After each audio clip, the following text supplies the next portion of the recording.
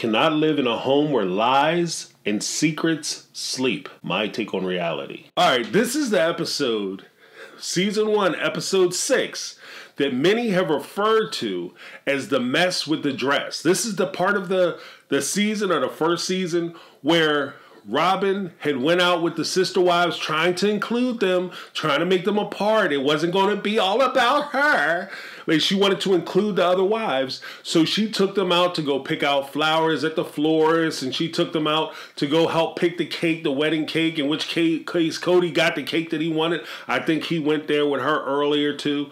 And they went to a wedding bridal place to be able to pick out the dress. Not only for Robyn, but to pick out the dresses for the sister wives. And as it turns out, Robyn didn't pick a dress that day. She said, "No, I'm not sure which dress I want to pick. I'll just pick one myself." And she tells Janelle later on that, "Hey, I picked a dress and it's great." "Which one did you pick? Which one?" "Oh, it's a secret. I don't even want to tell you. It's a secret, child. I ain't going to tell you nothing." And then only for Kody to reveal by the end of the episode that, "Hey, I got a big bomb I want to drop, y'all. Guess what it is? I picked the dress, kid." And then all of the sister wives get pissed off, and Kody doesn't understand. This is a funny thing to me. Cody says he's going to drop a bomb, and then when the bomb goes off and he looks around and he sees nothing but destruction and decimation, he can't understand what he did wrong. I don't understand why it's a big deal. You said it was a bomb, you idiot. Of course, you just blew up. You blew up all your relationships. You blew up your family. With your excitement, "I was just excited. I don't know what I was thinking." You big dummy. You know, of course you're going to piss the wives off. And then my favorite part of that situation was actually twofold. We got to see Robyn in her full dishonesty.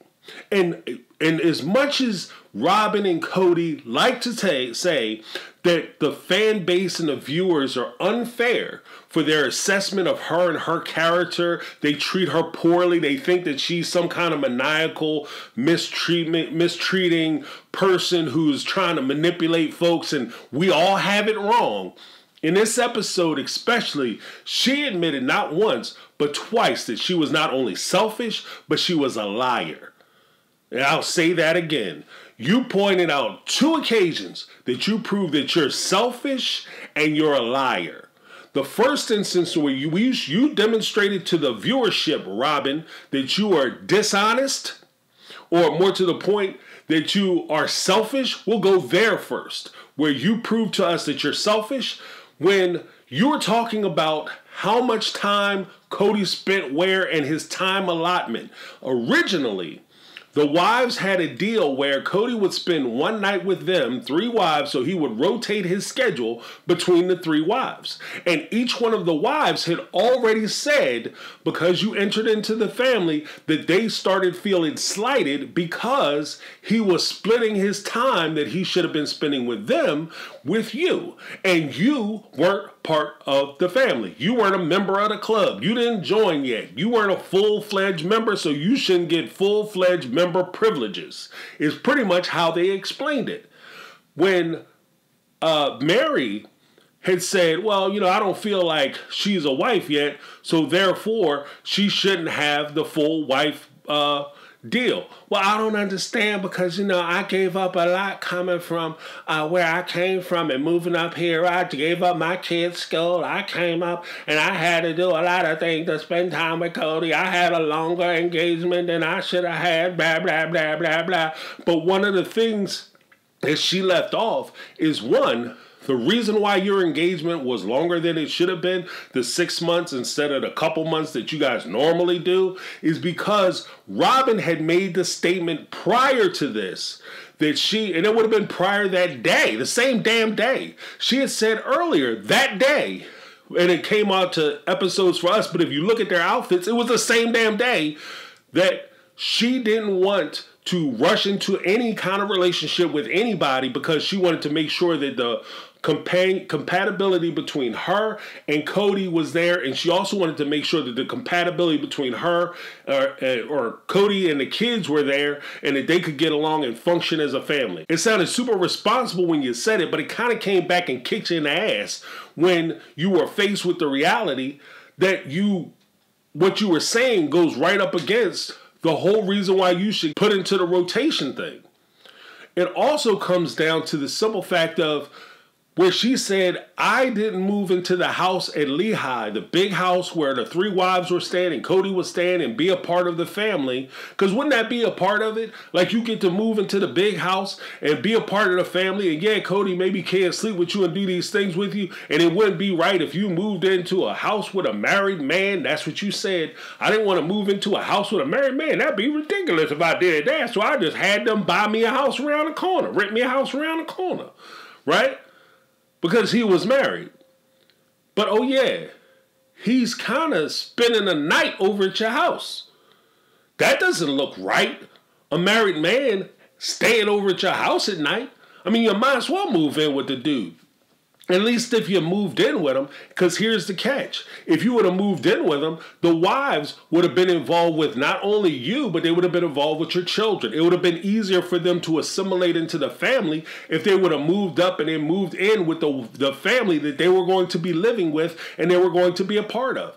But see, it's not about the family. It's about the compartmentalization. That's what it's about. You got a house around the corner because you didn't want to live with the family. You didn't want to be a part of the family. You like the idea of being a part of the family in the sense that you get to be on TLC, but you don't like the part of the being in the family where you guys all live under the same roof and they can keep an eye on you, because that made more sense. It would be better if he's going to be spending a night with you, or, you know, it's so important you guys all spend time together. Wouldn't it have made sense that the other wives get to keep an eye on what Kody is doing, as opposed to, hey, Tuesday evening he shows up to your house to have dinner, then all of a sudden the lights go out, he puts the kids to bed, you know, Dayton, Aurora, and Brianna, he puts all 3 of them to bed, then he goes and what, sleeps on the couch at your house? We found out in season 16 that Kody don't sleep on couches. He sleep in beds. So he was sleeping in your bed once a week? But we supposed to believe that you guys ain't doing nothing. Nothing is happening. You keeping room for this Holy Spirit.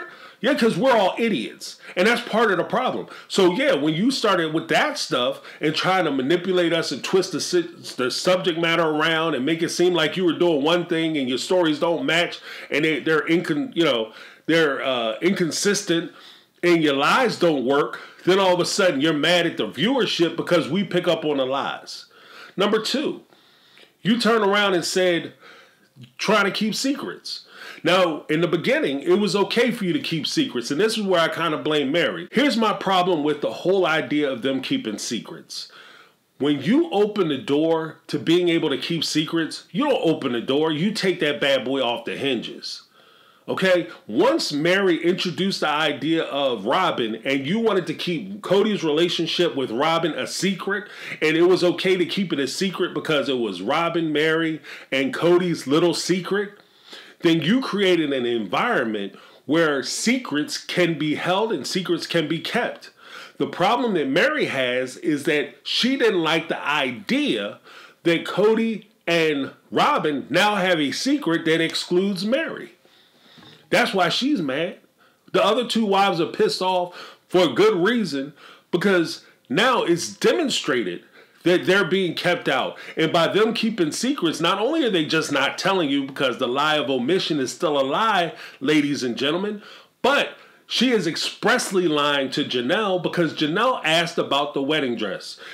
Robyn looked her in the face and said, oh, I don't know. I'm going to keep it a secret. I'm going to keep it a secret. Yes, I am. And only to find out that Robyn and Kody went down after she drugged the 3 wives down there to look at wedding dresses and have them waste their day and look at wedding dresses. She decided that she was going to take Kody down there and pick the wedding dress.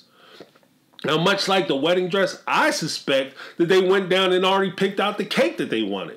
Because if you watch the episode, there was a point where they picked a carrot cake. Meri and Janelle picked the carrot cake. And then Kody and Robyn picked the strawberry filling on the cake. And then Kody did this crap. Oh, I picked that wedding. Pick my cake. And the lady said, oh yeah, because you get to vote twice, right? And that lets me know, look, he probably was there earlier, already picked the cake, told Robyn which cake to pick. That's why she was able to raise her hand. That's why she suggested that they close their eyes, because she knew that they were going to pick the same cake anyway. And she wanted to have it separated so it didn't seem as though she was in on it. And that's why she got upset when Meri called her out and said, oh, you just picked the cake because that's what Kody wanted. No, that's why I said we should have our eyes closed. It didn't matter whether you had your eyes closed. You could have been in different rooms if you already talked about it. But I think that the same way they went down there and picked the cake, they went down there and picked the dress. And that's exactly what Kody revealed. I picked the dress. Yeah, drop the bomb on y'all. Booty bomb, boom, boom, boom. And then you get caught and now all of a sudden you upset because Christine had the audacity to have an opinion about what you did. How dare you have an opinion, Christine? How dare your feelings get hurt? I did this. I'm Kody. I'm the man. I get to do what I want to do, and you just got to take it. That's pretty much what he said to her. Here are two things that I wanted to point out for this episode. Kind of my, little notes that I have. The first thing, Christine had mentioned in season 16 and then later in season 17 that she had finally found her voice. That COVID and the independence that she got from him not being around and realizing that she could do it without him, she found her voice. Let me tell you something, Christine, and if you ever see this, I hope you really understand this. You have always had your voice. I've been watching this series since season 1. I'm on episode 6. Since the first episode, I'm on episode 6 now, and I'm telling you, the entire time, Christine has been saying something. Christine has been making valid, cogent points. She's been very poignant in the things that she's been pointing out, saying that, our family is going to get replaced. We're getting replaced with Robyn's family, which is exactly what happened. And by Kody keeping his secrets, Kody spending his time over there, the way he was treating his 3 wives, the OG3, as some people have finally started calling them, the way he was treating them by episode 6, they weren't the 3 wives, they were the 3 mistresses. Robyn was the wife. The way he treated Robyn was as though this was his family. And by season 1 and season 17, you can almost flip those around, because at the end of the day, that's exactly how he was treating them. How you start is how you finish. He was treating Robyn as though she was his wife, and these other 3 women were just people he was having an affair with, or more to the point, not even affairs. He was having active affairs with. These are just his baby mamas. And his wife and his family is the one that he's concerned about. That's the one he's spending time with. But Christine understood this, and she's been saying something. The one thing that I would say to her is something that I mentioned in previous videos. We all have to learn to trust ourselves. We all have to learn to listen to ourselves. When we say that something isn't right, something is wrong, and we feel that, we have to listen to it. We have to understand where it's coming from. It's not always coming from a negative place. Oh, you just jealous, you're envious, and these are negative feelings and emotions that we have to somehow overlook, and so that we can stay sweet. As Red Lipstick podcast said in one of her comments, you have to stay sweet in this type of scenario, where the women are told that they have to, overlook things and try to get by things. This is when guys are telling you to shut the hell up and you just go along with what I'm telling you to do. And you have to take it upon yourself to trust yourself and say that I'm going to stand up and I'm going to fight for me. And I'm going to be my own hero. I'm going to defend myself in this situation, particularly if it's not safe for me to be in this situation because nobody else here is looking out for me. Which goes to the second thing that I wanted to point out. There is a big difference between somebody asking for forgiveness and somebody asking and offering an apology. If you offer an apology, you're apologizing to me because you did something wrong. You recognize what you did wrong. You're telling me that you recognize that you did something wrong. And then you're making the promise or the vow that you're going to improve your behavior and you're never going to repeat those actions again. You're telling me that it's going to get better. And then from that point, implicitly, you're asking me to forgive you, but you're not expecting my forgiveness. Nor should an apology ever be contingent on the fact that you have to forgive me if I apologize. That's ridiculous because that is not an apology. That's an apology. That's an apology that you offer to somebody so that you can lie about being sorry, lie about asking for their forgiveness, lie and saying that you won't do it again so that you can all get past it and stop talking about the thing that has embarrassed them or caused them to feel like they've done something wrong. That's the situation that Christine found herself in and why she should not have accepted Kody's apology. Kody wasn't sorry that he went down there, and more to the point that they had kept a secret. They had wasted her time. They had wasted the wives' time. He treated Robyn differently and has been treating Robyn differently than he's treated any of the other wives. He's not sorry about that. He's sorry that he was embarrassed. He's sorry that he got caught. He's probably sorry because TLC, especially in the early infant years of the show, came to him and said, look, we can't get Christine back in here. And honestly, without Christine, without the wives, there is no show. So we will have to cancel this show and you won't get any more checks. So that's why Kody's ass in it. That's my opinion. Maybe because I don't really trust Kody's morality, that I think that that's why Kody was upset. That's why Kody was, very contrite about, I should have did it. And sometimes men are idiots. And sometimes I do things without thinking about it. You should have thought about it before you went down there. And then when Robyn, you sat there and said, I didn't want you guys to know. So basically you were saying you were okay with the lie because you wanted to lie and cover up what it is you did. You were okay with Kody going down there picking out the dress. You just didn't want the other wives to find out about it because you're a damn liar. And if that's the case, if you're a liar and you're a manipulator, why are you mad at the viewers and the people who observe the show as saying that they're wrong and they don't know you and they don't understand you? I understand that you lied. I understand that you tried to deceive me. I understand that you're trying to make it seem like you didn't do something that you clearly did. I understand that you're trying to separate the family and compartmentalize the family and trying to replace people. This is that you're replacing them. I understand that. So why am I wrong if I call you out for it? When we talk about the power of forgiveness, I'm not saying that you should withhold your forgiveness of people who do you wrong. Forgiveness is for you to give. Just like the apology is for them to give you, your forgiveness is for you to give them.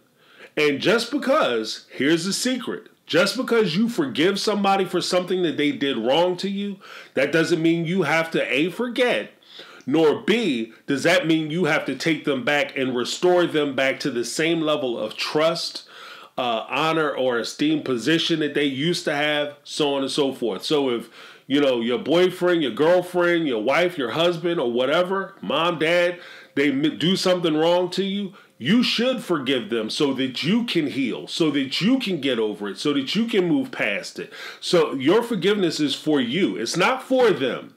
It's for you so that you can get past the situation, so you can let it go. Now, part of you letting the situation go may also require for you to let them go. And that's just my take. Let me know what you guys think down below. I'm James. This has been my take on reality, and I'm out. 'Cause I've been living life right like I